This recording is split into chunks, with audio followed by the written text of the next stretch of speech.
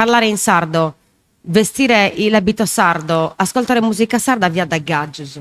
Cioè, c'è ma poco guarda da che dire. un po' l'ho Fino a vissuto poco tempo anch'io. fa. Poi ci siamo dovuti 20 anni fa. scrollare la visione fascista, perché se ci pensa tutto ciò che era identitario era stato tagliato via, e quindi anche i dialetti, le lingue, le tradizioni comunque erano state messe da parte in nome dell'italianità. Quindi, per esempio, a Villa Cidro parlare l'italiano si dice chi siano i suzzivilli, come di chissà tre barbaru, capito? Quindi quello fa capire proprio che l'idea di quello che c'era, cioè l'idea era sempre negativa, tutto ciò che era sardo era gaggio, incolto, rozzo, perché questo era quello che ci hanno fatto credere per un sacco di tempo.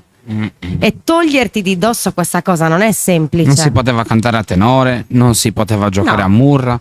Penso che non si potessero neanche suonare gli strumenti Tu pensa tradizionali. che quando, tra l'altro, che è una cosa che è partita già da quando c'erano i Savoia, lo sapete che era proibito portare la barba? Balordo. Non si Balordo. poteva, Balordo. Balordo. Non si poteva portare la Lei barba, dice Balordo. perché la barba la Balordo. portavano i banditi e non ti rendeva riconoscibile.